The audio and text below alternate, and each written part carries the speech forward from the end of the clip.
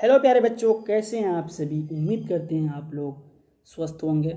तो चलिए आज हम बात करने वाले हैं मेटल नॉन मेटल के बारे में। हिंदी में बोले तो धातु और अधातु के बारे में, जो कि बहुत ज़्यादा मोस्ट इम्पोर्टेंट क्वेश्चंस है। आप लोग को ये सब क्वेश्चन एक बार ज़रूर कर लेना चाहिए। यहाँ पे आप लोग को सारे क्वेश्चंस के जो ऑप्शंस है उसके भी सोल्यूशन बताया जाएगा।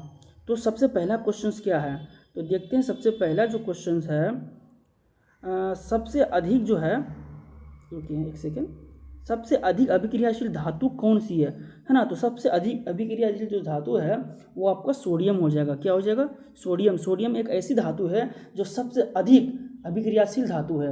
उसी के साथ आपको अगर सोना की बात किया जाए तो ये सबसे कम है।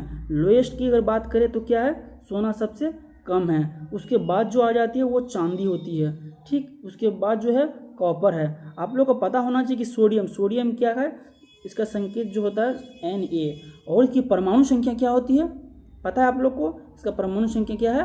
11 है। ठीक है, चलिए नेक्स्ट क्वेश्चन की तरफ बढ़ते हैं। तो अगला क्वेश्चन क्या है? अगला क्वेश्चन है जिंक का इलेक्ट्रॉनिक विन्यास क्या है। तो क्वेश्चन नंबर 2 में क्या कहता है, जिंक का इलेक्ट्रॉनिक विन्यास क्या है। तो जिंक का इलेक्ट्रॉनिक विन्यास निकालने से पहले जिंक को हम किससे संकेत करते हैं? Zn से करते हैं। और Zn जो परमाणु संख्या इसकी कितनी होती है? 30 होती है। ठीक है, तो उसी प्रकार 30 आप 2 8 8 में देख लीजिए किस में 30 हो रहा है। तो 2 8 ऑप्शन नंबर 1 में क्या है, 2 8 कितना हुआ? 10 10 और 18 कितना हुआ? 28 2 कितना हो गया?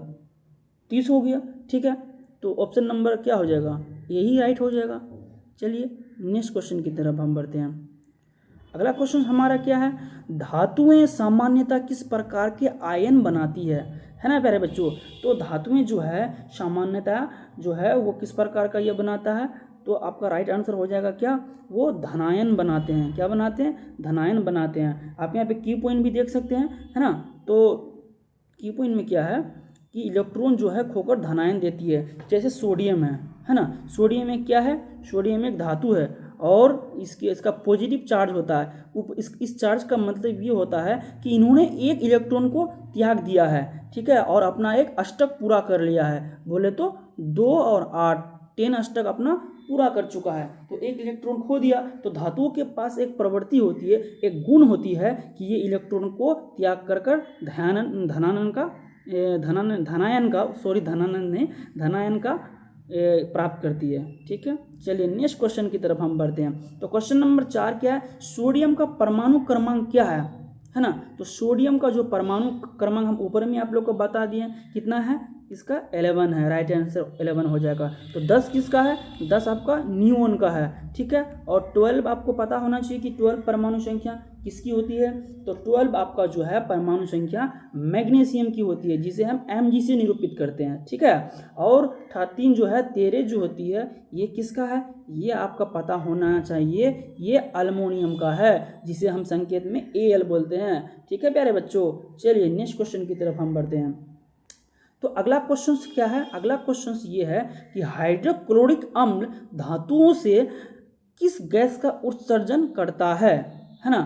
तो हाइड्रोक्लोरिक अम्ल होता है, जो इसका सूत्र होता है, आप इसका सूत्र आप देख सकते हैं, HCl होता है। ठीक है, तो HCl अम्ल धातुओं के साथ रिएक्ट करके जो है वो किसका गैस उत्सर्जन करती है। तो ये क्या करती है, धातुओं के साथ करके ये ऑक्सीजन गैस को क्या करती है, उत्सर्जन करता है। ठीक है, चलिए नेक्स्ट क्वेश्चन की तरफ हम बढ़ते हैं। तो अगला क्वेश्चन क्या है मेरे बच्चों, अगला क्वेश्चन है पीतल किस धातु का मिश्र धातु है ना। तो ये धातु और अधातु चैप्टर से बहुत ही इंपॉर्टेंट क्वेश्चन है ना। ये क्वेश्चन आप लोग एक बार जरूर कर ले, ताकि आप लोग को कोई दिक्कत ना हो। एग्जाम हॉल में इस तरह के क्वेश्चन बहुत पूछे जाते हैं और रिपीटेड क्वेश्चन है, और एक बार जरूर देख करके जाइए। तो मिश्र धातु हो गया आपका किसका, तांबा और जस्ता का, कॉपर और जिंक का। ठीक है, तो किसमें ऑप्शन नंबर कौन सा है, कॉपर और जिंक, पहला ही ऑप्शन नंबर है ना, कॉपर, तांबा और जस्ता का। ठीक है, चलिए नेक्स्ट क्वेश्चन की तरफ बढ़ते हैं। तो हमारा नेक्स्ट क्वेश्चन क्या है, नेक्स्ट क्वेश्चन है Fe2O3 को जब एल्युमिनियम के साथ रिएक्शन कराई जाती है ना, यहाँ पे बराबर होगा, तो हमें क्या प्राप्त होती है, अभिक्रिया जो है Al2O3। तो वो किस प्रकार का अभिक्रिया है।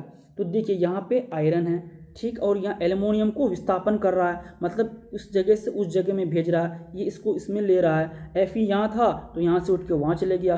तो इस तरह की अभिक्रिया को हम क्या कहते हैं प्यारे बच्चों? तो इस तरह की अभिक्रिया को हम विस्थापन अभिक्रिया कहते हैं। क्या कहते हैं? विस्थापन अभिक्रिया कहते हैं। चलिए नेक्स्ट क्वेश्चन की तरफ हम बढ़ते हैं। तो अगला क्वेश्चन हमारा क्वेश्चन नंबर 8 क्या कहता है? क्वेश्चन नंबर 8 ये है कि सबसे हल्की धातु कौन है ना? तो सबसे हल्की धातुओं में आपका आप कौन सा आ जाएगा? लिथियम आ जाएगा, है ना प्यारे बच्चों? लिथियम आ जाएगा। लिथियम जो है सबसे हल्की धातु होती है। तो ऑप्शन नंबर बी क्या हो जाएगा? राइट हो जाएगा। जो लिथियम जो होती है जिसका संकेत हम Li बोलते हैं, ठीक है। और इसका जो परमाणु संख्या, जैसे हाइड्रोजन के बाद क्या आती है? लिथियम आती है, तो इसका परमाणु संख्या कितनी हो जाएगी? 2 हो जाएगी। चलिए नेक्स्ट क्वेश्चन की तरफ हम बढ़ते हैं। तो अगला क्वेश्चन हमारा 9 नंबर क्या कहता है कि धातुओं की जो विद्युत चालकता का मुख्य कारण क्या है ना? तो धातुओं का जो मुख्य जो है वो चालकता जो निर्भर करता है वो डिपेंड किस पर करता है? वो इलेक्ट्रॉन पर करता है। किस पर करता है? इलेक्ट्रॉन पर। और इलेक्ट्रॉन पर हमेशा जो है नेगेटिव चार्ज होती है ना प्यारे बच्चों? इतना हमेशा आपको याद रखना है। इस तरह का क्वेश्चन को अपने दिमाग में सेट कर लेना है, ताकि ऑप्शंस आए तो आप उससे अगर नहीं हो रहा है तो कुछ ऑप्शन को आप एलिमिनेशन करके बोले तो जो ये नहीं हो सकता है उसको ये करके आप राइट ऑप्शन क्लिक कर सकते हैं। चलिए नेक्स्ट क्वेश्चन की तरफ हम बढ़ते हैं। तो अगला 10 नंबर क्वेश्चन हमारा क्या है? 10 नंबर क्वेश्चन है धातुओं में आमतौर पर किस प्रकार का बंध पाया जाता है? तो धातुओं में जो है धातु जो है तो धात्विक है ना? धातु से देखिए वर्ड में ही छिपा हुआ है आपका आंसर। धातुओं में आमतौर पर किस प्रकार का बंध पाया जाता है? तो धातुओं में आमतौर पर हमारे किस तरह का पाया जाता है? धात्विक पाया जाता है ना। ऑप्शन नंबर सी आपका क्या हो जाएगा? राइट हो जाएगा। ठीक है, तो इतने ही क्वेश्चन थे इंपॉर्टेंट। और हम यहाँ चलिए थोड़ा सा क्विक रिवीजन में याद रखते हैं। सब 5 टिप्स है, ठीक है। तो पहला टिप्स में क्या कहता है? पहला ये है कि धातुएं जो है इलेक्ट्रॉन खोकर क्या देती है? धनायन देती है, ठीक है। सोडियम और पोटेशियम सबसे अधिक अभिक्रियाशील धातु है ना। ये सब आपको पॉइंट है, इस पॉइंट को याद रखना है, बहुत ही इंपॉर्टेंट पॉइंट है। धातुओं के ऑक्साइड सामान्यतः क्षारीय होते हैं। कैसे होते हैं? क्षारीय होते हैं। पीतल जो है तांबा और जस्ता का क्या होता है? मिश्रण होता है। बोलिए तो मिश्रण धातु होता है। कांसा है ना, कॉपर और टीन का, तांबा और टीन का क्या है? मिश्रण है। धातुओं में धात्विक बंध होते हैं। क्या होते हैं? धात्विक बंध होते हैं। ये सारे जो 5 क्वेश्चन थे ये बहुत ज़्यादा इंपॉर्टेंट है। आप लोग एक बार इसको देख के जरूर जाइएगा।